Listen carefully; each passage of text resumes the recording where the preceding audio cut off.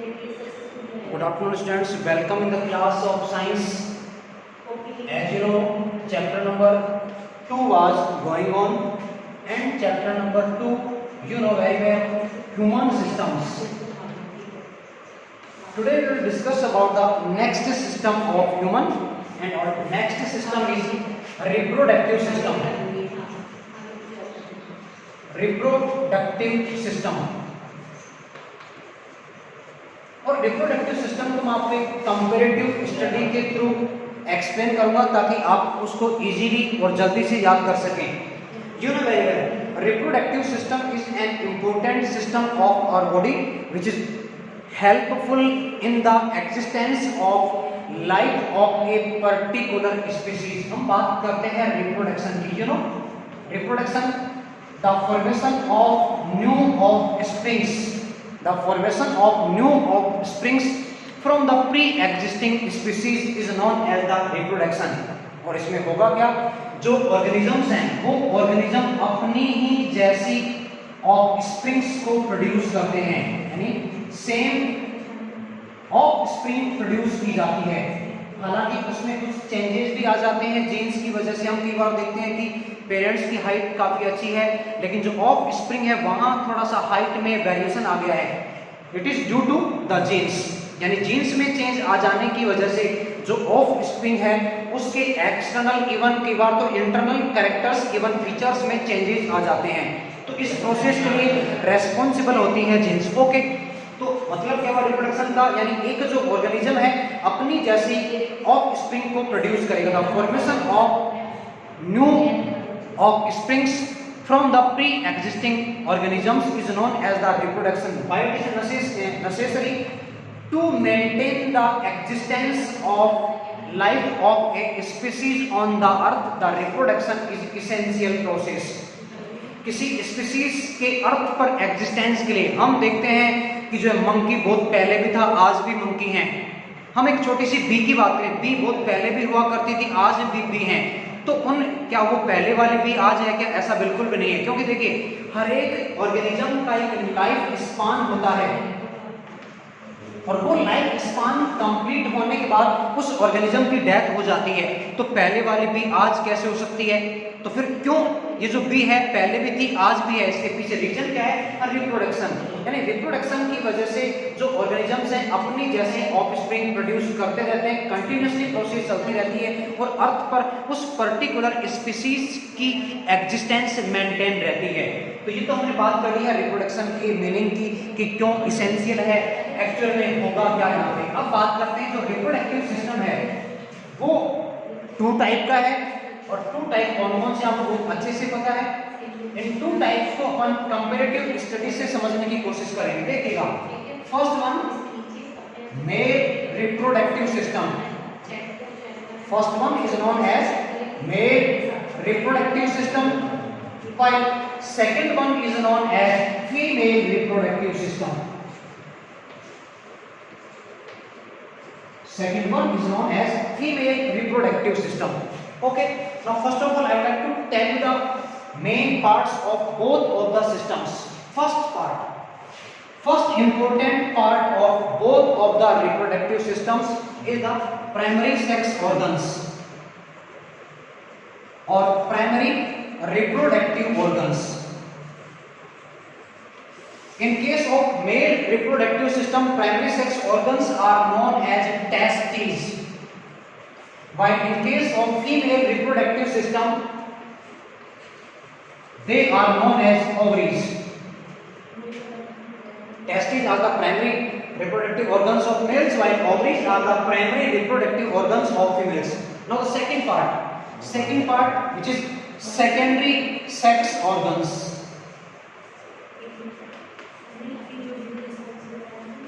Okay, in case of male, सबसे पहले अपन इन parts को डिस्कस करेंगे, उसके बाद फिर अपन डिटेल में यहाँ डिस्कशन लेंगे हर एक पार्ट की। Okay, now the next one, first one testis, now second one secondary sexual organs. First one scrotum. In case of male reproductive system, then vas deferens,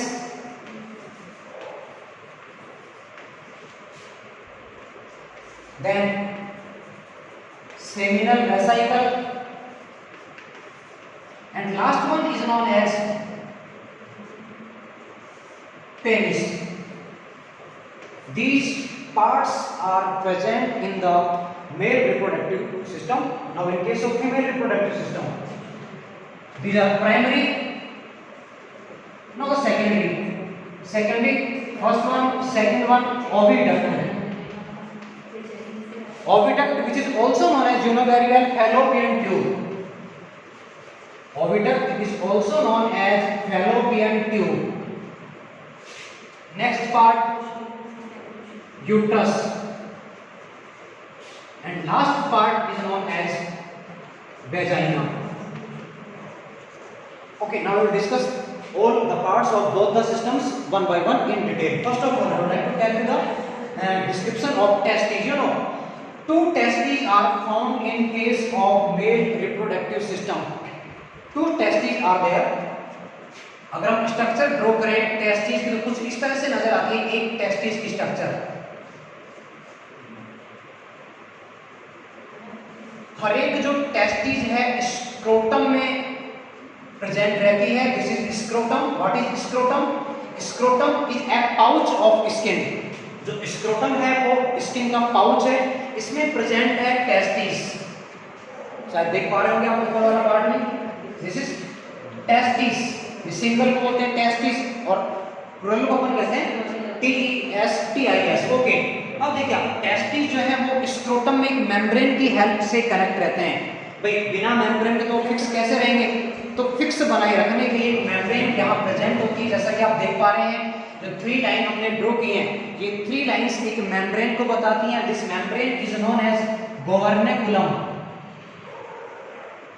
गोवर्नेकुलम is the membrane by which each testis connected with the scrotum। यानी हर एक जो testis है वो गोवर्नेकुलम membrane की help से scrotum में attach रहती है, वहां फिक्स बनी रहती है। अब बात करें टेस्टिस का मेन फंक्शन क्या होगा, देखिएगा the main function of testis is the spermatogenesis.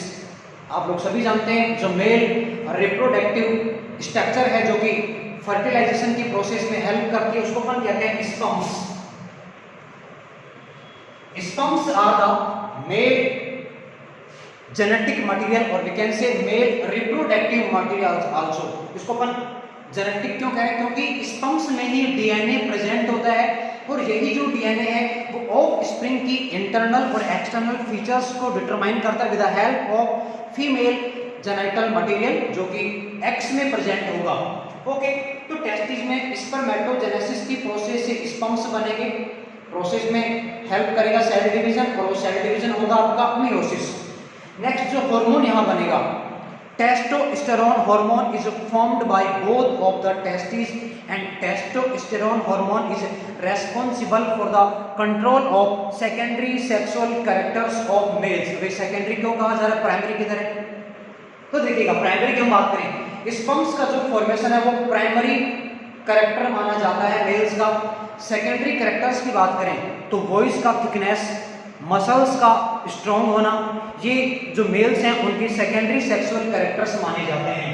तो ये जो फंक्शन है वो टेस्टिस में बनने वाला टेस्टोस्टेरोन हार्मोन करेगा।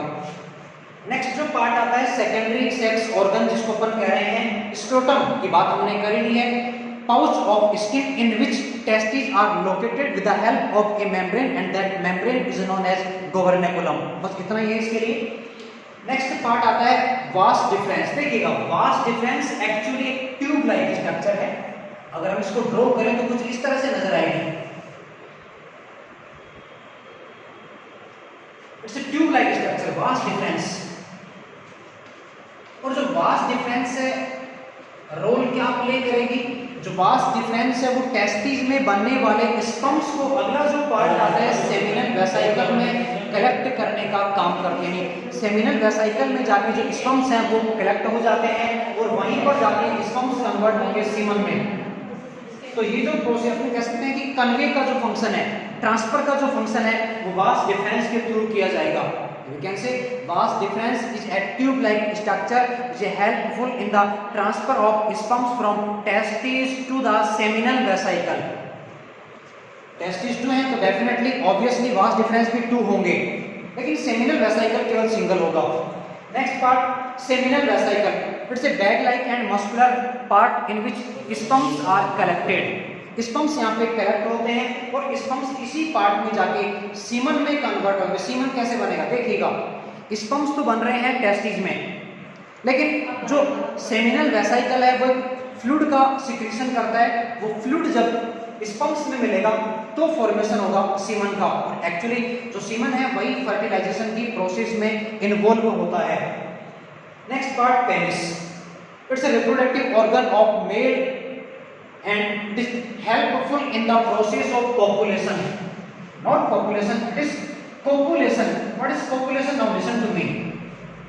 Copulation, the process in which sperms are transferred from male reproductive organ to the female reproductive organ is known as copulation, and copulation is the main process of sexual reproductive system.